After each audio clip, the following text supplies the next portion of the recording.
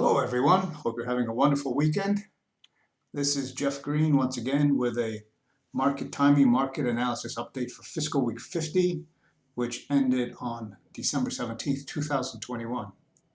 So what I have on my screen here, as usual, is a look at where we were last week and what I had described or anticipated might happen. Let me get a pen. Well, I don't know if I'll need a pen or not, but we had talked about closing above this line here or the bottom of this base here in order to sort of figure out where the line of least resistance was going forward. So we talked about this, the 50-day average. If we get below that, we'll be in a little bit of a challenging spot, but we need to stay above this up trend line here that I drew on.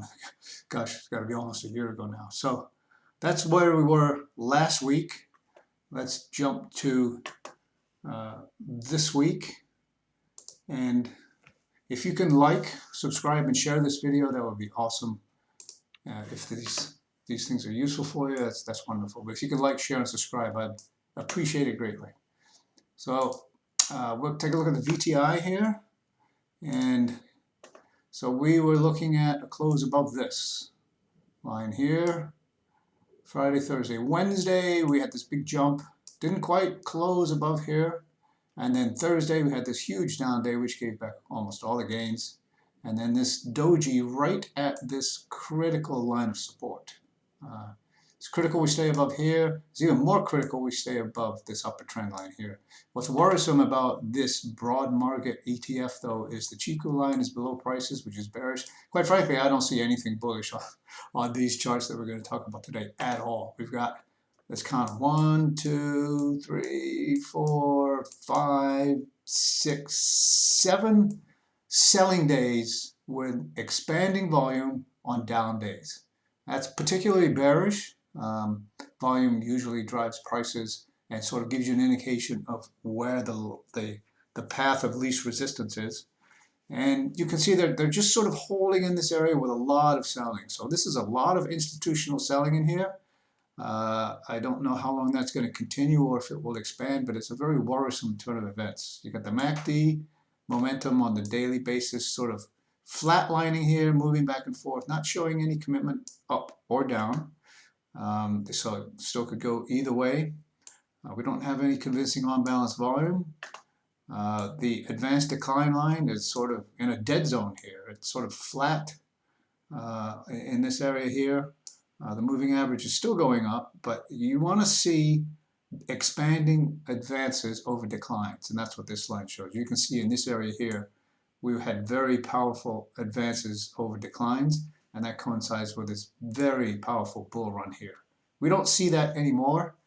We'd like to get back to expanding advances, so we'll have to see if the market can sort of shake off the doldrums here and have a rally towards the end of the year. Also down here, the DI minus is above the DI plus. So all these signs are bearish. If we come over here and look at the weekly chart, let me expand this a little bit more. And you can see we're still, actually this line here is the same as this line over here. So it's great that you can see them on both charts. We've sort of created this pennant here with this lower trend line and this downtrending upper trend line. So we need to get above or below this to sort of figure out where we're going to go. Again, on the weekly chart, there's still no bearish signals. MACD is falling, on-balance volume is weak.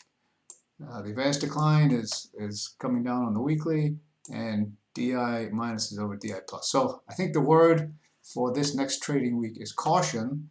I want to show you a couple more charts before we move off here, because I know a lot of people like to watch the quote-unquote major indexes. So let me bring that chart up. This is a chart of the ETFs that represent the major indexes. And I like watching ETFs because you get a volume indication on it where you don't just watching the indexes. So once again, we'll go through them real quick.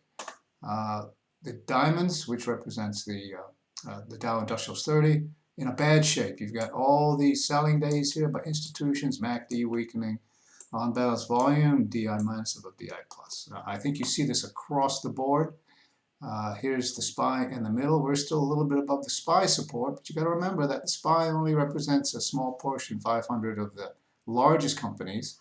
And when you see this sort of rot happening here on the advanced decline line, that means that a lot of the smaller companies that are not included in this index are retreating. You got increasing volume on the downside, and also on the Qs, increasing volume on the downside. Again, right at that critical level of support that we've talked about for about a month now, I think. And even the MACD is below zero, which is typically what you'll see in a bearish situation. Let me show you one other chart that I like to watch on a fairly regular basis, and that is the ETF for the equal weighted USA stock market. Now there's about 600 stocks in this index. It's not as broad as VTI, but the reason that I like to look at this on a weekly basis is because it's equally weighted. I don't know if you know this or not, but all indexes that are widely advertised are heavily skewed either to large companies or high price companies. That's true just about every index. This is an equal weighted index, which gives equal weight to, last time I counted, about 608 stocks. So this gives you a more complete, let's call it, representation of what the whole market is doing without multiplying the effects of large cap or high dollar stocks. And you can see, once again, following this one, that this looks like a market in a little bit of peril. Let's see if I can make the weekly a little bit bigger. So I've got two trend lines on this chart. Let me get my marker. There's this one here. The equal weight index already fell through, and then I created a lower index here, and you can see that it's already fallen through that one. So I put this line of support in here. I think this is the last challenge here. If we don't hold this line, I think this market's in more trouble than most people will recognize right off the bat. We got a bunch of dojis over on the daily chart, which means indecision. We've got a seriously negative MACD.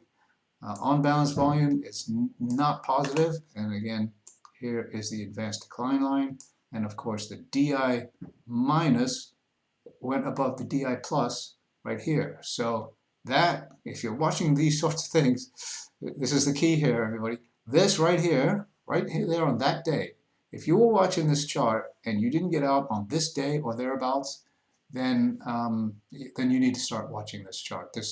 These sorts of chart analysis will give you great insights as to where the market has a possibility to go. So we need to get back above. We need some of these indicators need to start turning positive. I think buying new stocks or taking on new positions, even swing positions, is risky until we get above these sorts of downtrending lines, and these indicators down here start getting a little bit more bullish. So that's it for this week. I hope this helps. Please, like I asked before, please like, subscribe, and share this if you feel comfortable doing that. I hope you have a great trading week, and we will talk to you next week. Thanks so much. Talk to you later. Bye-bye.